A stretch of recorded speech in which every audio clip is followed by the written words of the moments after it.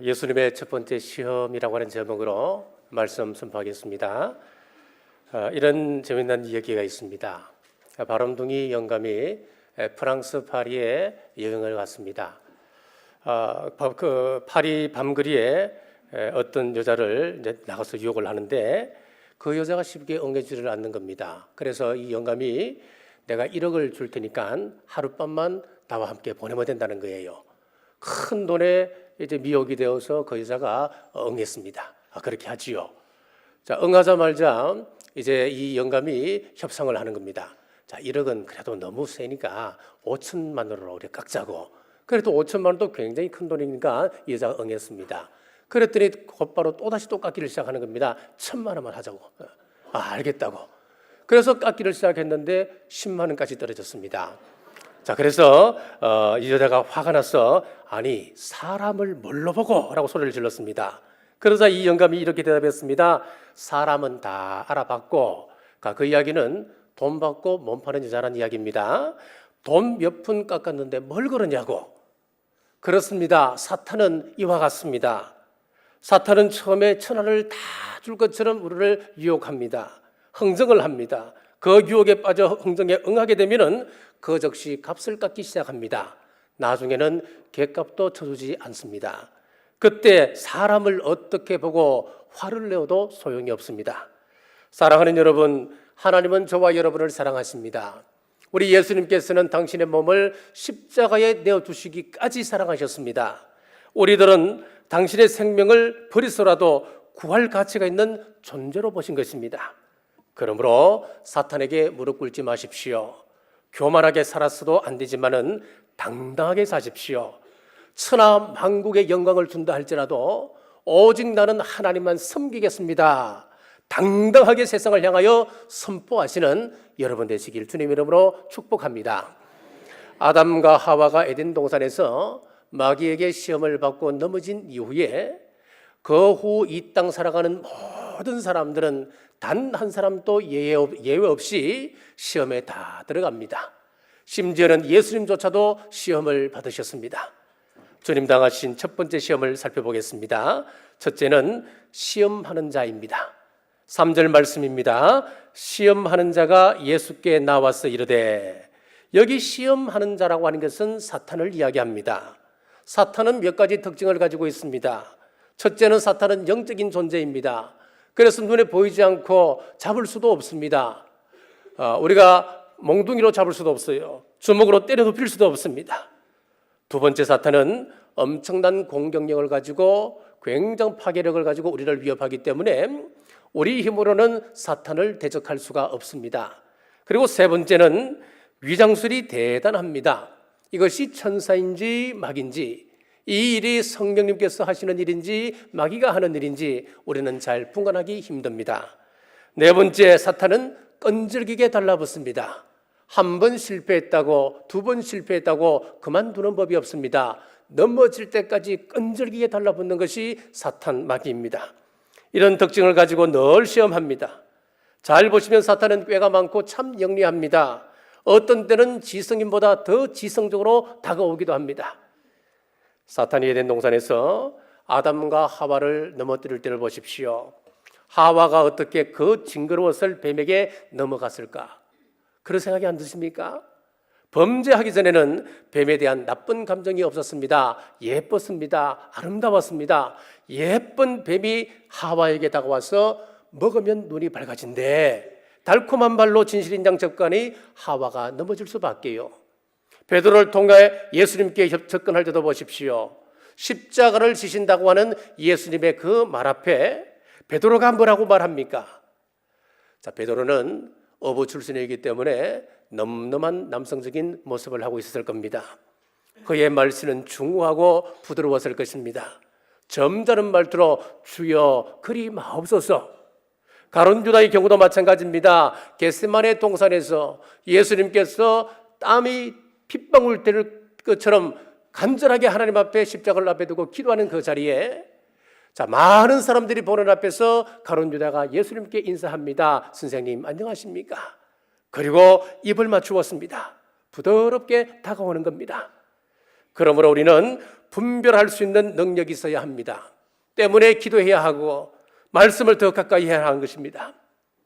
예수님의 첫 번째 시험, 두 번째는 시험의 때입니다. 1절 말씀입니다. 그때에 예수께서 성령에게 이끌려. 시험이 언제 왔습니까? 예수님께서 목수일을 하실 그때에 시험이 왔습니까? 아닙니다. 마태복음 3장 17절 말씀에 세례를 받고 난 이후에 성령님이 비둘기같이 내려왔습니다. 그리고 하늘에서 음성이 들리시기를 이는 내 사랑하는 아들이요 내 기뻐하는 자라. 성령 충만했습니다. 은혜 충만했습니다. 큰 은혜 이후에 시험이 찾아왔습니다. 모세는 하나님 산에 올라가서 40일간 하나님과 교제하며 십계명 돌판을 받았습니다. 은혜 충만했습니다. 감사와 기쁨이 충만했습니다. 그 돌판을 가지고 산에서 내려오는데 산 밑에 보니까 백성들이 우상 앞에 절하는 것 아니겠습니까? 순간 분노하여 하나님께 받았던 그 돌판을 깨뜨리고 말았습니다. 큰 은혜 이후에 큰 시험이 찾아왔습니다. 엘리야 선지자가 갈멜산에서 850명의 이방 선지자와 대결해서 엄청난 승리 이후에 왕후 이세벨 한 사람 때문에, 그의 말 한마디 때문에 그는 무너져 갔습니다. 하나님, 차라리 저의 목숨을 거두어 가주옵소서. 은혜 이후에 큰 시험에 든 것입니다. 자, 그러므로 여러분에게 시험이 왔다고 하는 것은 여러분들이 하나님의 자녀라고 하는 뜻입니다. 여러분들이 사명자라고 하는 뜻입니다. 에베소서 1장 4절에 보니까 곧 창세전에 그리스도 안에서 우리를 택하사 우리로 사랑 안에서 그 앞에 거룩하고 흠이 없게 하시려고. 하나님께서 저와 여러분을 택하시고 구원하신 이후에는 이제 구원받았으니까 되었다, 마음대로 살아도 돼, 구원 이후에는 간섭도 하지 않는다, 그런 이야기가 아니에요. 그 이후에도 우리를 거룩하고 흠없는 존재로 만드시기 위하여서 간섭하시고 다듬어 가신다고 하는 말씀입니다. 로마서 1장 24절 말씀에 그러므로 하나님께서 그들을 마음이 정욕대로 더러움에 내버려 두사 그들의 몸을 서로 욕되게 하게 하셨으니. 하나님께서 천지를 창조하셨습니다. 창조하셨음에도 불구하고 피조된 인간이 하나님을 알지 못하고 살아간다면 자기 마음대로 살도록 내버려 두어서 욕되게 해버리겠다, 그렇게 말씀합니다. 하나님께서 보시고 가능성이 없다면 하나님 또 버리신다는 거예요. 그런 사람들은 마음대로 살도록 내버려 두신다는 겁니다. 그러므로 나에게 고난이 있고 어려움이 있다고 하는 것은 벌 받아서 그런 것이 아니에요. 재수가 없어서 그런 일을 당한 것이 아니란 이야기입니다. 나에게 가능성이 있다고 인정해 주시는 겁니다. 하나님께서 나를 보실 때 조금만 고치면은 하나님의 자녀로 하나님의 일을 감당하기에 부족함 없는 사람이다 인정해 주신다고 하는 말씀입니다. 제가 몇 주 전에 수요밤 기도에서 이런 이야기를 한번 들었습니다. 공자님이 길을 갔습니다.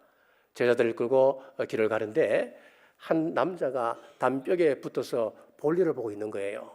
그러니까 공자님이 화가 나셔서 제자들에게 저 사람 좀 데리고 오라고 데리고 와서 꾸짖었습니다. 호되게 꾸짖고 난 다음에 돌려보냈습니다. 이제 한참을 더 가다가 길 모퉁이를 돌았습니다. 큰 대로가 나왔습니다. 대로가 나오는데 이번에 한 남자가 대로 가운데서 볼일을 보고 있는 거예요. 그래서 제자들이 오늘 저 사람은 죽었다. 아까는 담벼락에 붙어서 볼일 보는 사람도 혼이 났는데 오늘 저 사람은 분명히 죽었다 라고 생각하고 지나가는데 스승님이 지나가면서 아무 말씀도 하지 않고 지나가는 거예요. 그날 밤에 제자들이 물었습니다. 스승님, 왜 두 번째 사람에게는 아무 말씀도 없이 지나갔습니까? 그때 공자님이 웃으시면서 이렇게 말했습니다.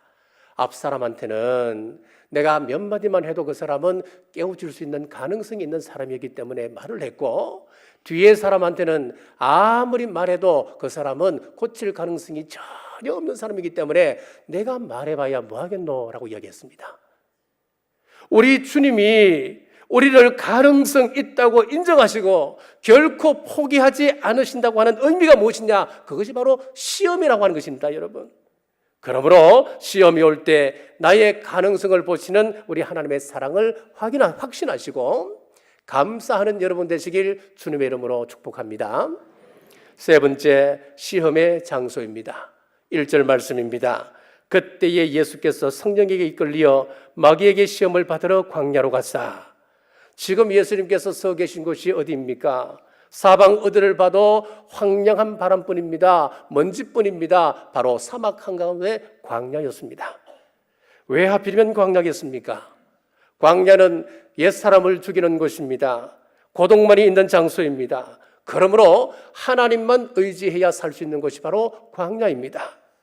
시편 119편 67절 말씀에 고난당하기 전에는 내가 그릇 행하였더니 이제는 주의 말씀을 지키나이다. 여기서 고난이라고 하는 것은 오늘 본문의 말씀으로 하면은 광야입니다. 광야를 통과하기 전에는 그릇 행하였다. 그릇 행하였다 이 말은 기준이 없었다 그런 뜻이에요.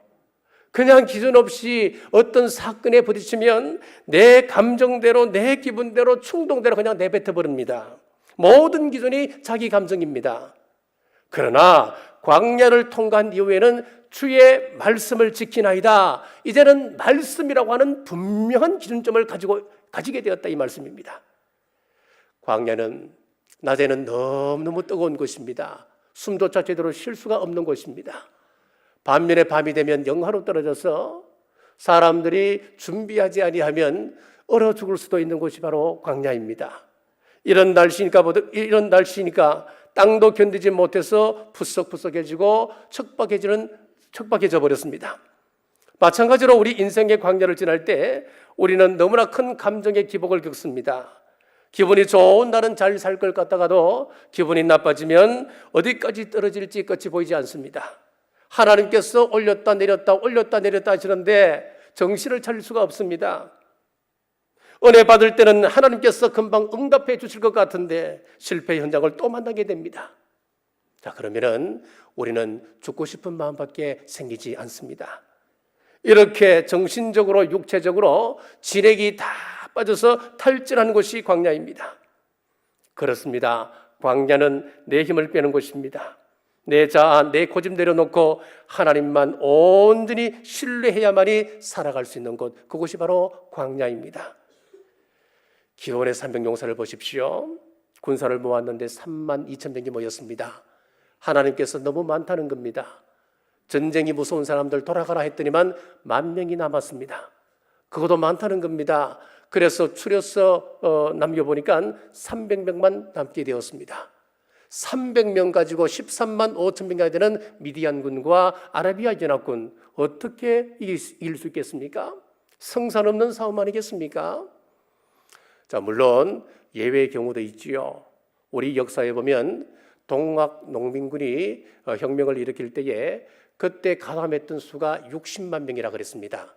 그 60만 명이 고작 일본군 2,000명에게 당했습니다. 완전히 몰살을 당합니다. 어떻게 이런 일이 있을 수 있겠습니까? 그것은 바로 무기 때문에 그렇습니다. 당시 일본군은 그렇습니다. 사거리가 800m, 그리고 4초당 한 발씩 쏠 수 있는 영국산 스나이드 소총을 사용했습니다.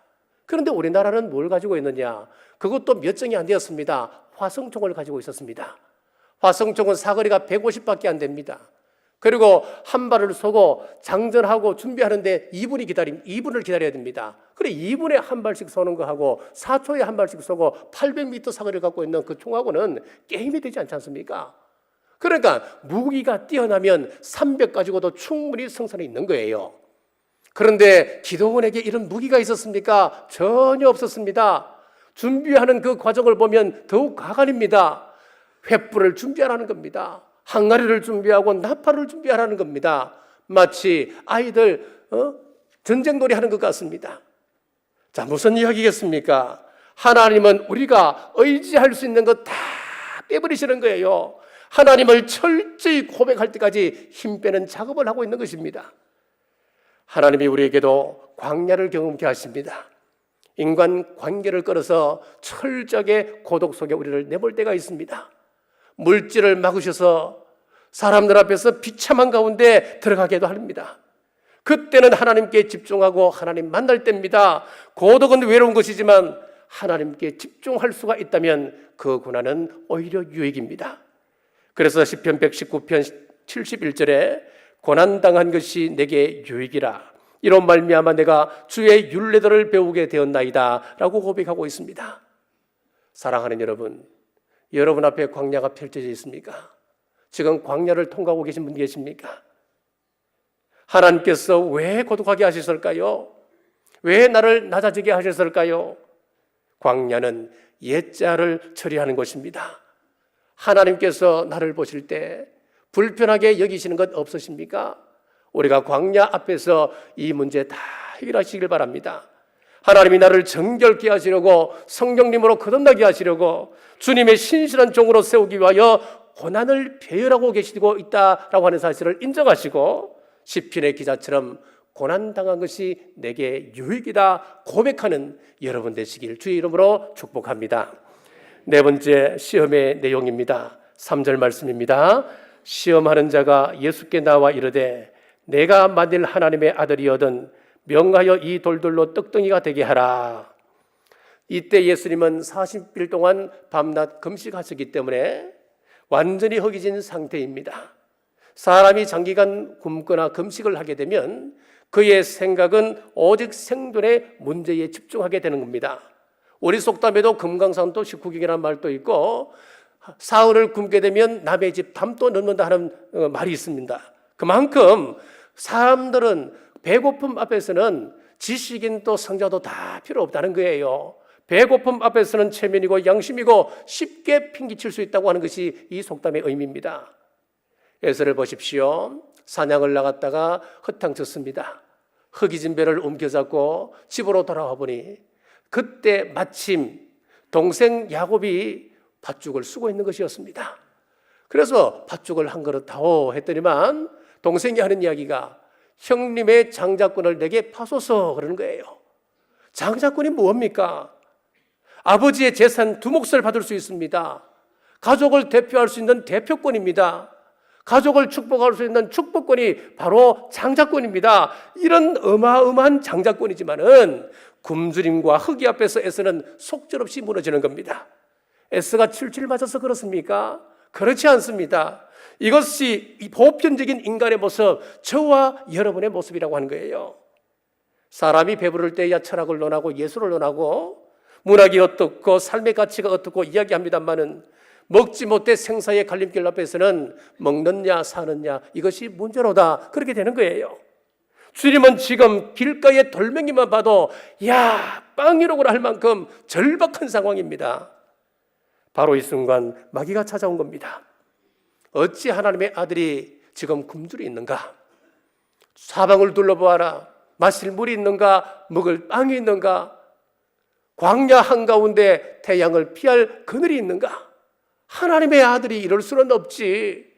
지금 당신뿐만 아니고 온 백성들이 굶주려 있는데 만약에 당신의 배를 해결하기 위하여 돌로 빵을 만들 수만 있다면 당신 문제도 해결하고 백성들의 기근 문제도 해결할 수 있지 않겠니? 한번 낙원을 만들어 보라. 지금 기회다. 백성들의 모든 이목을 집중할 수 있는 기회가 된다. 마귀는 우리에게도 이렇게 속삭입니다. 우선 먹고 살 것부터 찾아야지. 수단 방법 가리지 않고 먼저 내 배부터 채워. 돈이 있어야 사람 대접받지. 교회 가도 돈이 있어야 사람 대접받는다고. 그래서 통장에 돈이 줄어들면 불안해합니다.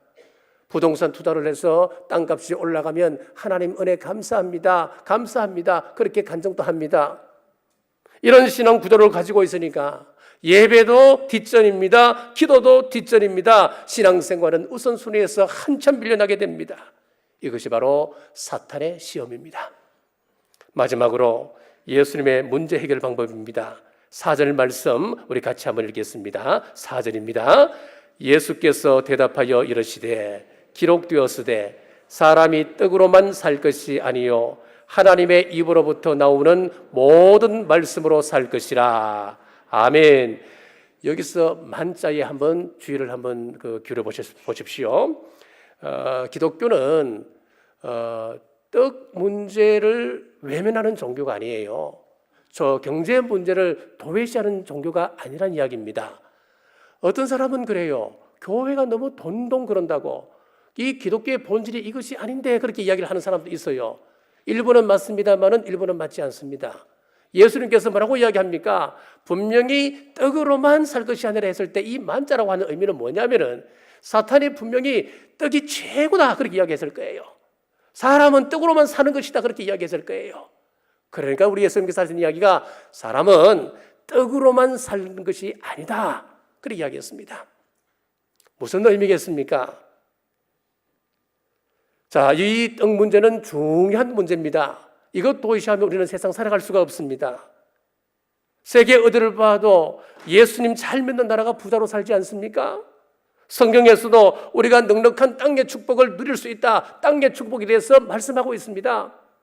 그래서 유대인들은 이 말씀 앞에 순종하고 살아갈 때에 땅의 축복을 누리고 살아가는 겁니다.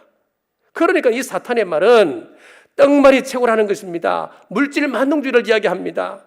그러나 우리 예수님께서는 한 걸음 더 나가서 떡만이 중요한 것이 아니고 신앙에 있어서 가치체계 우선순위가 중요한데 가장 먼저 무엇을 중요시 여겨야 되느냐? 말씀으로 산다. 말씀을 말씀하시는 거예요. 자, 그러므로 우리가 사탄의 시험을 이기려면 가치체계의 우선순위를 분명히 정하셔야 됩니다. 교회 사역에서도 이 우선순위가 중요합니다. 돈 좀 벌어놓고 내가 봉사하지요. 자녀들 공부 좀 시켜놓고 내가 봉사하지요. 우선 바쁜 일부터 하고 난 다음에 이후에 내가 봉사하지요. 여러분 그러지 마세요. 우리 직분이 왜 중요한 줄 아십니까?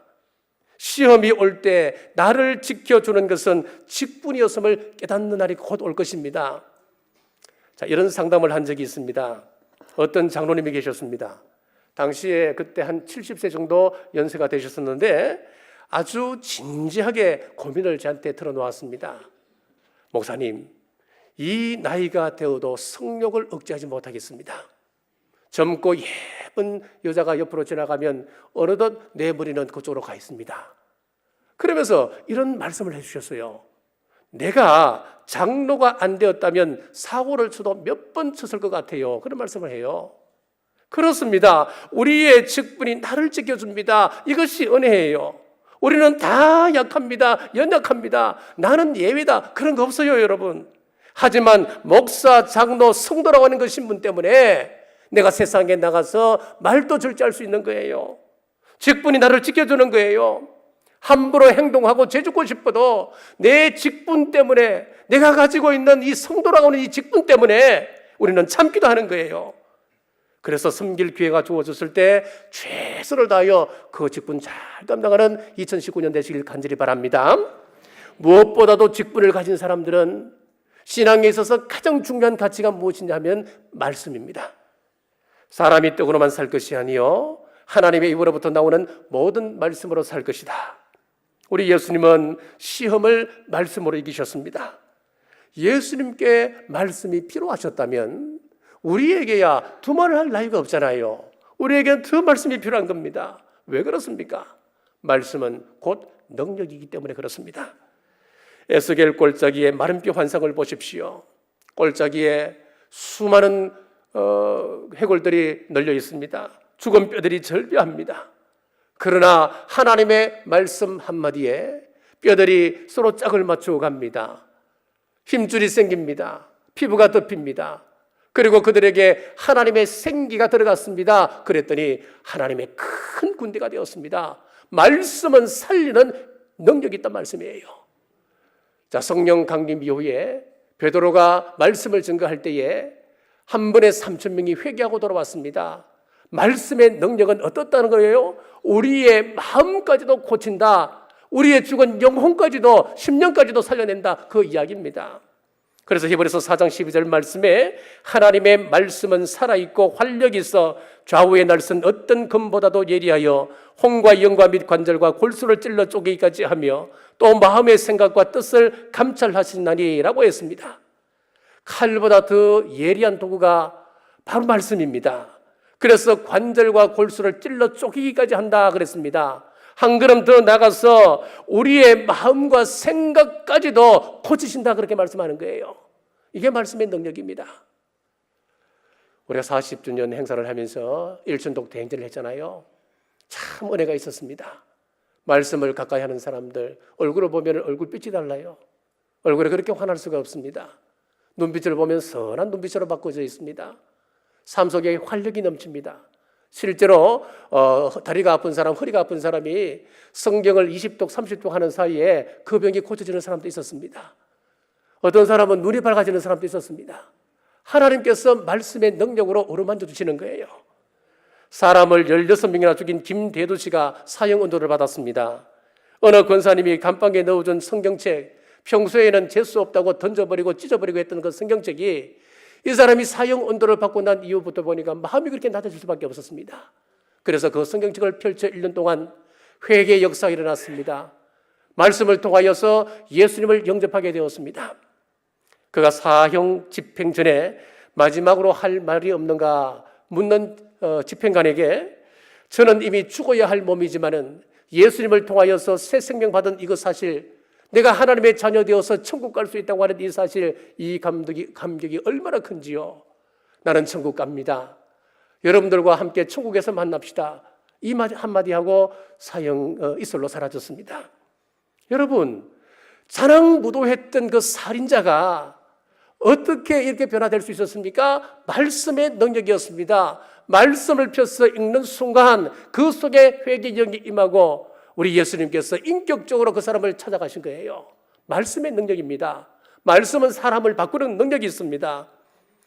바울은 에베소 교회에 편지하면서 전신갑주를 입으라 그랬습니다. 에베소서 6장 14절에서 17절 말씀입니다.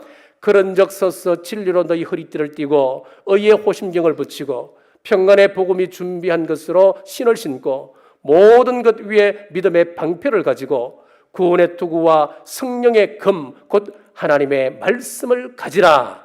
여기 보면은 진리의 허리띠를 띠고 의의 흉배 붙이고 복음의 예비한 신발과 믿음의 방패와 구원의 투구를 쓰라. 자, 여기까지는 방어하는 무기들입니다. 그리고 맨 마지막에 뭐라고 말씀하느냐 하니까 성령의 금, 곧 하나님의 말씀을 가지라 그래 되어 있습니다. 이 마지막 성령의 금, 이 말씀은 공격용 무기로 이기게 하는 무기입니다.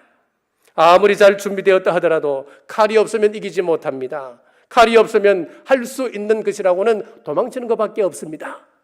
만약에 도망하는 것이 전쟁이라고 한다면은 이 갑옷이 무슨 필요가 있겠습니까? 갑옷을 훌훌 벗어버리고 뛰어가면 더 빨리 도망갈 수 있는데요. 무거운 방패가 왜 필요하겠습니까? 던져두고 뛰어가면 살 가능성이 더 많은데요. 구원의 투구 왜 필요합니까? 벗어 던지고 뛰어가지요. 훨씬 빠르게 다닐 수 있습니다. 자, 이것 가지고는 이길 수가 없습니다. 말씀은 공격용 무기, 이기게 하는 무기입니다. 사랑하는 여러분, 말씀 무장 철저히 하셔서 우리도 예수님처럼 시험 앞에 승리하시길 주님의 이름으로 축복합니다. 말씀을 맺겠습니다. 여러분 인생길에 광야를 만났습니까?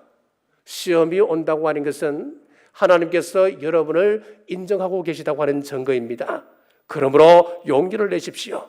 예수님께서 사탄의 시험을 말씀으로 이겼습니다. 말씀은 곧 능력입니다. 최우선순위에 있습니다. 우리 또한 능력의 말씀 무장하여 사탄의 계획을 넉넉히 이기며 승리의 창가를 부르는 2019년 되시길 주님의 이름으로 축복합니다.